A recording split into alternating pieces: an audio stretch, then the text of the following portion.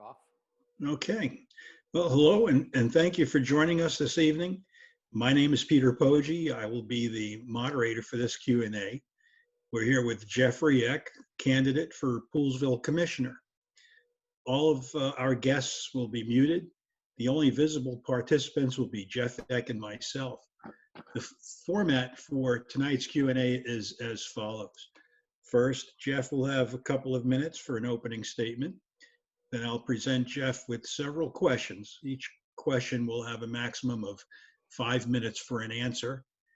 Following the questions, Jeff will have 1 minute for a final statement, and then I will wrap up. All of the questions were submitted ahead of time by Poolesville residents. So let's get started and turn it over to Jeff for his opening statement. Well, thank you, Peter, and thanks to the guests who are on tonight for submitting the questions. And yes, let's get going. In the interest of time, we don't want to make this too long. But thanks to everyone who's on the Zoom call this evening. And I promise to keep this Q&A short and to the point so that you can enjoy the rest of your Sunday evening. After 15 years in the European financial services industry, I retired in 2017. I'm currently an active 25-year Montgomery County volunteer firefighter and EMT. I've lived in Poolesville for over 29 years with my wife. We raised our daughter through the local Poolesville schools.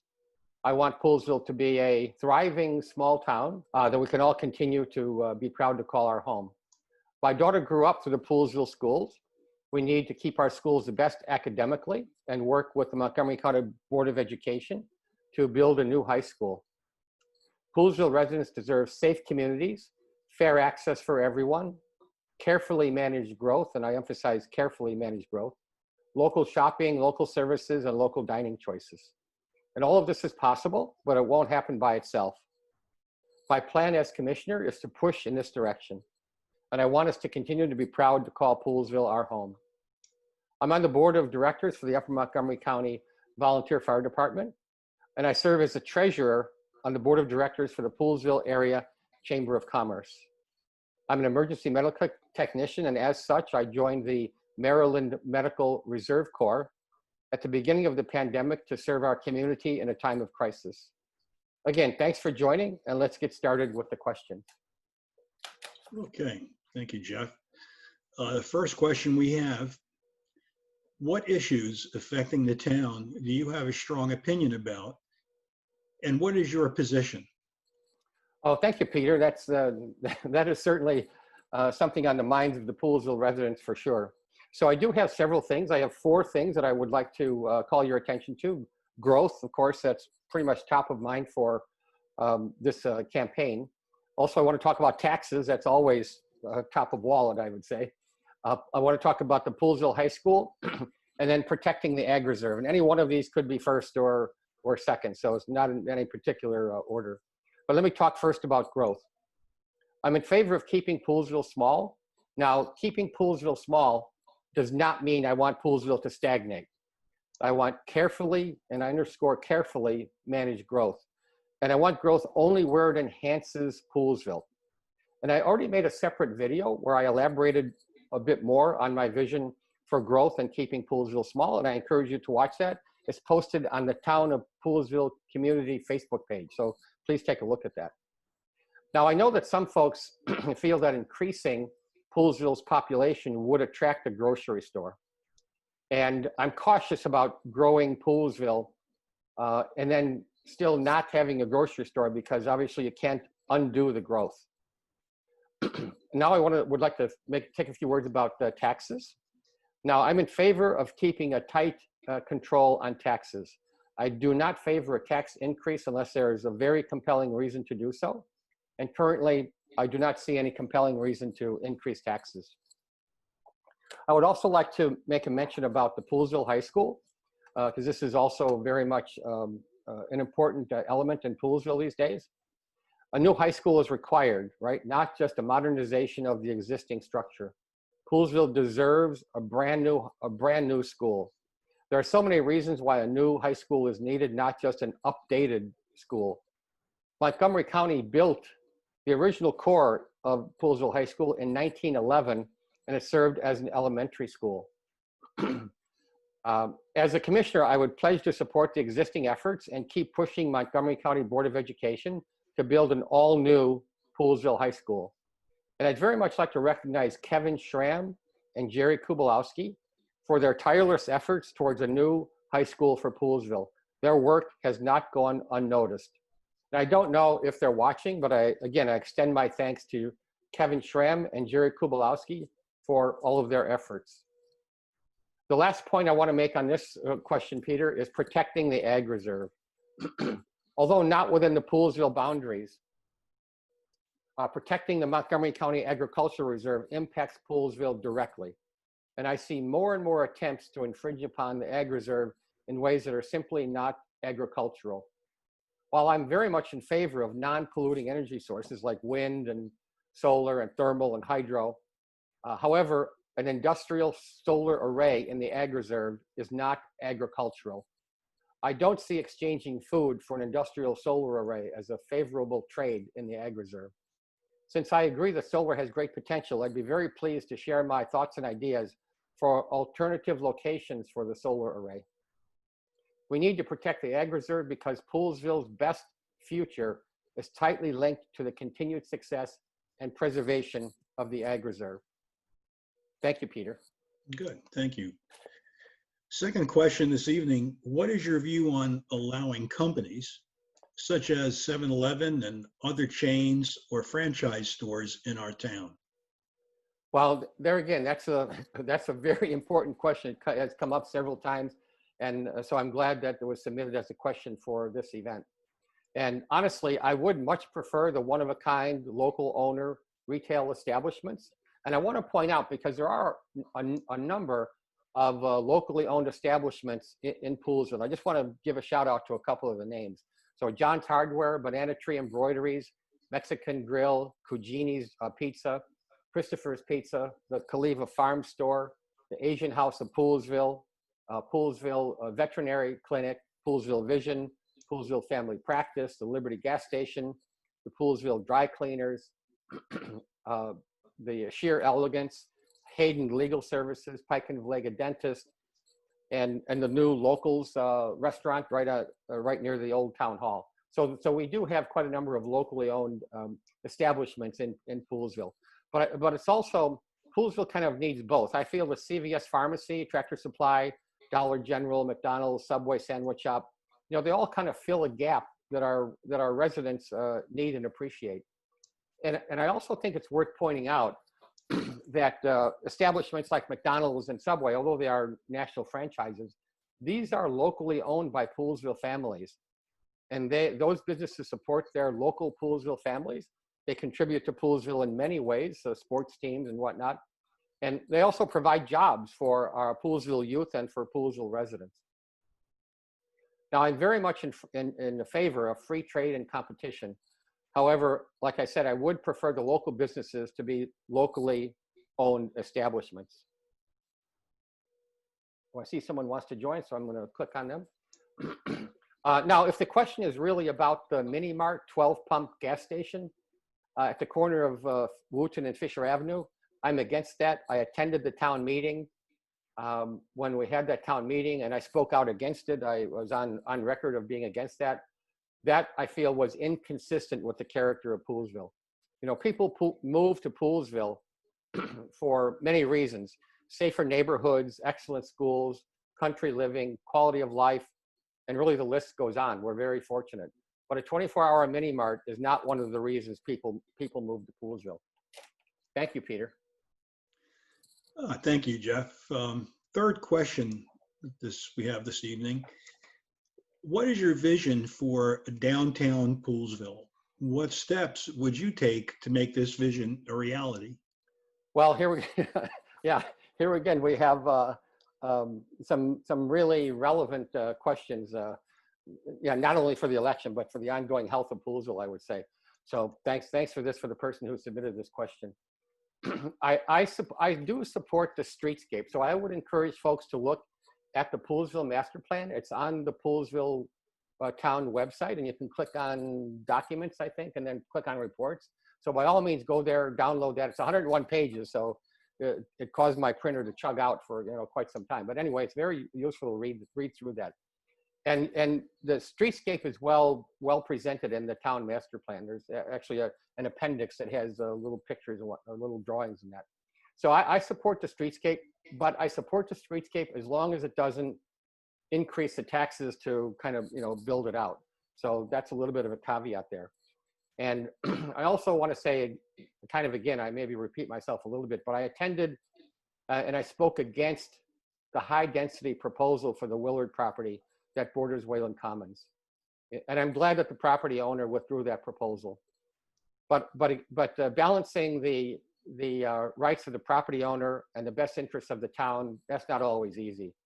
However, having said that, I'm confident that Poolesville and the Poolesville town and the property owner will eventually arrive at a mutually benefit outcome. And I already mentioned that I was against that mini mart 12 pump gas station, so I don't have to repeat myself there. But I want to go over 3 main points for the Poolesville CBD, Central Business District. So the 3 main points I want to make are walkability and safety, so that's 1 point. The Central Business District, that's the second point. And the third point are the businesses in Poolesville. Pardon me. So let me just go back, rewind, and talk about walkability and safety.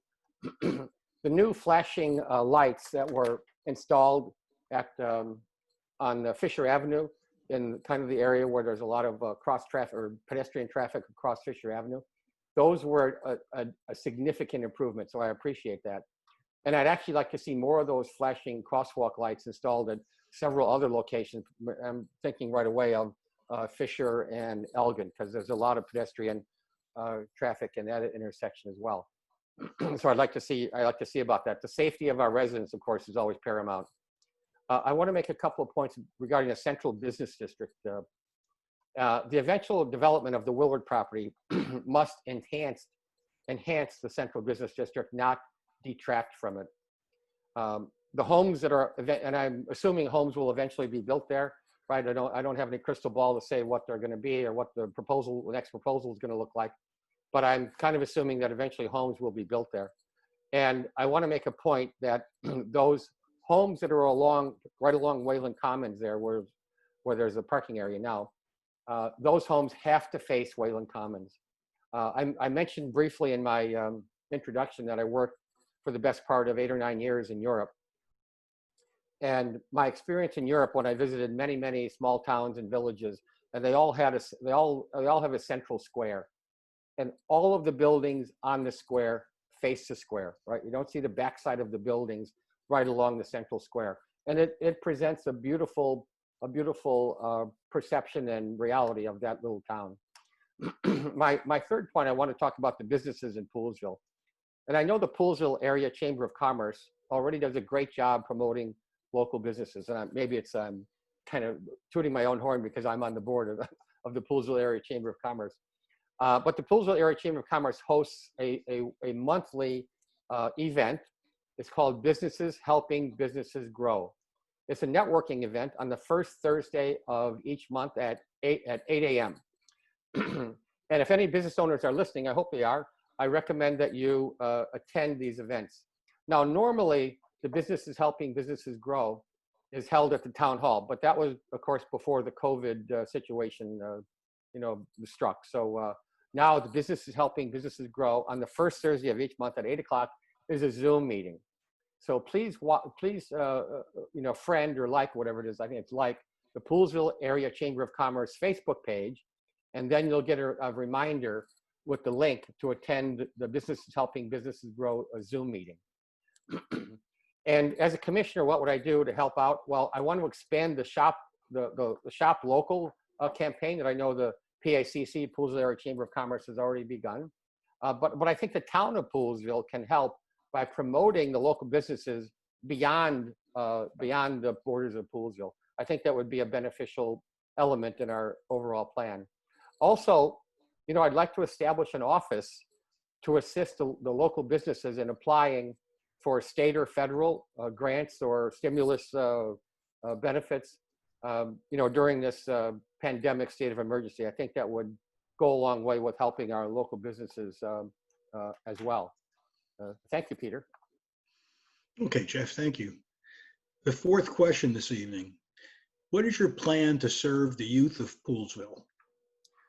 Well, yeah, I'm going to collect my thoughts here for a sec. During the Poolesville Area Chamber of Commerce Meet the Candidates event, which was very nice and all, but I didn't mention the youth of Poolesville. And I have to give credit, I want to give credit to Ed Reed. Ed Reed did mention the youth of Poolesville and his plan to establish a youth council. So it's not my idea, it's Ed Reed's idea. Ed gets all of the credit for that. And I absolutely support his idea. I don't want to take credit for it because it was really all his idea. But I do have the following ideas that I believe would help that promote that concept as well. So having a youth council in Poolesville, perhaps as a regular committee, as part of the Poolesville agenda, the monthly commissioners agenda. I think we could get the high school aged youth together safely. I got to figure out the safe thing. Is it by Zoom or somehow in person? Everybody's 10 feet apart. That's a bit all up in the air at the moment. To discuss youth issues that are relevant in Poolesville. There definitely are some. I'd also like to see us promote local employment opportunities. If you go over to Dunkin' Donuts, they always have a help wanted sign in the window, on their door. And I think maybe these opportunities should be somehow made available in the Poolesville High School. Of course, I know Poolesville High School not having regular, in-person sessions. So I would like to see that take place. Also, likewise, promote the local volunteering opportunities for SSL hours, community service hours, and building volunteer spirit and personal character. And I also want to mention, while we're on the topic on the subject of volunteering. Now, I did mention that I'm a 25-year volunteer firefighter EMT with the local volunteer fire department. But I didn't mention that I'm also the membership chairperson for the local volunteer fire department and right up here in Bellsville. And I want to also point out that the local volunteer fire department offers volunteer opportunities for the young high school age folks that are willing to volunteer.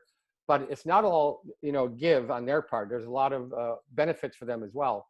Volunteering at the local volunteer fire department offers free training. So free EMT training. These are life skills, free firefighter training, and many other emergency services type skills, even including swiftwater rescue, or overland rescue, and these kind of things, other rescue skills, and other valuable skills that are really lifelong training. Additionally, a lot of the young folks who started out as volunteers went on to become career positions. So they were hired either by Montgomery County Fire Rescue Services, Frederick County Fire Rescue Services, Howard County, Loudoun County, and all various different jurisdictions.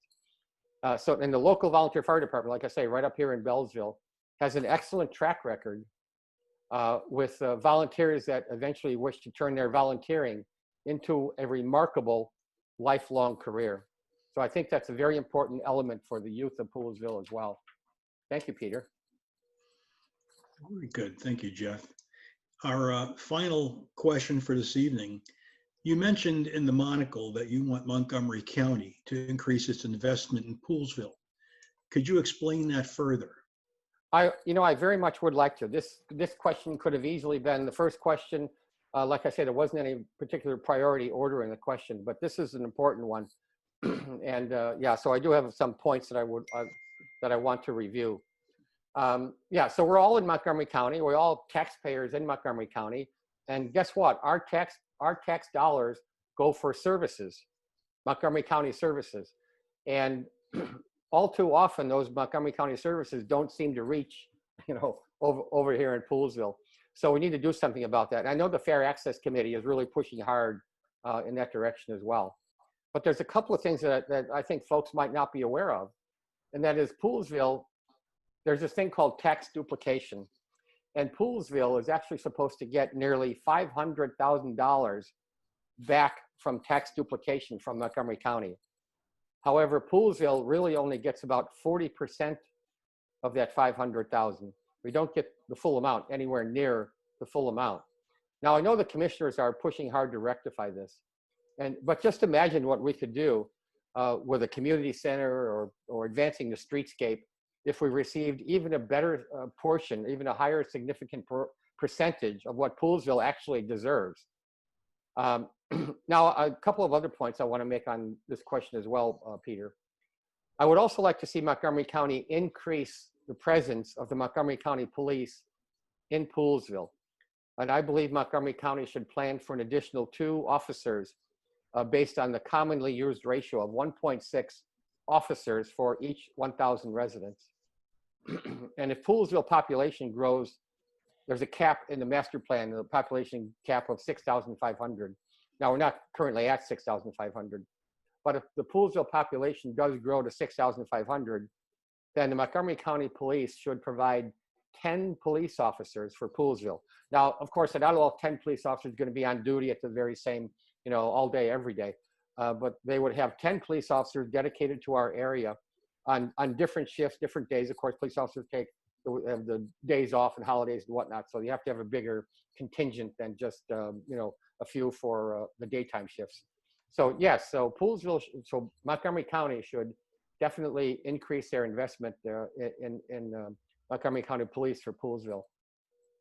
I want to make a couple of other points as well, please, and that is the seniors of Poolesville.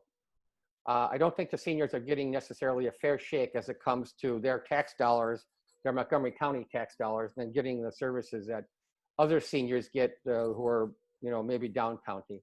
And I looked up a number of programs that I believe we're not getting any advantage of at all, even though our tax dollars go towards this. And just a few of them are a call check program for seniors, a nutrition program for seniors, mental health programs for seniors, a call and ride program for seniors, and also a shopping bus. So recently I found that there's a bus called the Flash Bus. It's not in our, like I say, it's not in our area. But wouldn't it be nice if we had a shopping bus, maybe once or twice a week, that would take folks to maybe the shopping mall, Frederick Mall or Monocacy Mall, or maybe even just a Harris Teeter or Safeway or Giant or whatever it might be. I think that would be, quite useful, Another point I want to make is on the aquatic centers. So we have the Sarah Our Western Montgomery Pool. Of course, it's in Poolesville. And I would very much like to see Montgomery County put that all weather bubble over the top so it could be used year round. So yeah, I mean, again, fair access is fair access. And I think we should get our fair share of, certainly because we are already paying the taxes. And I just want to make one last point, please, and that is regarding the possibility of a bike share program. And I know that they have this in Washington, D.C., but it's also in Gaithersburg and Rockville. I believe it's called the Capital Bike Share. And if you've kind of driven around in those areas, Rockville and whatnot, you see those red bikes that are up in the stand. And that's a kind of a rent-a-bike sort of program. Then you come and put it back where you got it. And we could have that kind of a bike rack, bike share program along Wayland Commons, near where those electric car charging stations are located. So yeah, I think because we're all already paying taxes in Montgomery County, I believe we're not getting our fair share back in services. Thanks, Peter. Thank you, Jeff. Do a quick time check here. We're about 25 minutes in. Well, we did want to kind of keep it short, so right. I think we're doing okay. So I think we're right on schedule. So I'd like to give it to you for your final statements. Yes, I would like to do that, and then we can wrap up. So yes, Peter, I would like to make a final statement. Right, every community needs leaders that are problem solvers. I think of myself as a problem solver. I hold a U.S. patent that required innovative thinking while working with a team of engineers to bring that idea to life. And I'm going to bring that same creative solutions while working with the other commissioners to make our delightful town, even better. My focus will be on representing the Poolesville community and pushing forward to keep Poolesville vibrant, thriving, and attractive to residents and businesses alike. I don't have any personal agenda in running for commissioner other than to push for common sense improvements and keeping the taxes in check. And as a commissioner, I intend to bring a more representative form of leadership by listening and perhaps more importantly, acknowledging the needs of our community. as a commissioner, I'd like to hold periodic citizen feedback sessions. And, you know, nowadays it'll probably have to be by Zoom, but it would be even better if we could, you know, somehow do it in person. But I guess we'll kind of see how that goes. So I think feedback sessions would be very useful. And I believe it would be useful to make sure that the issues that are important to the residents are front of mind for the commissioners as well. So many, many thanks for the folks who are joining this Zoom call. I certainly hope that you found it useful. And I'm going to turn it back to Peter for a wrap up. Very good. Thank you, Jeff. Thank you. And thank everybody for joining. Thank you for Commissioner Candidate Eck for sharing your thoughts and ideas. I think Jeff will make a great commissioner. I want to remind everybody to please vote November 3rd, Tuesday, or vote early by mail. Remember, the national election is at the Poolesville High School. However, to vote for the commissioner, the local Poolesville commissioner election is at the Poolesville Town Hall. Again, thank you, and enjoy the rest of your Sunday evening. Thank you very much, Peter, and thanks everybody for joining on. Good evening.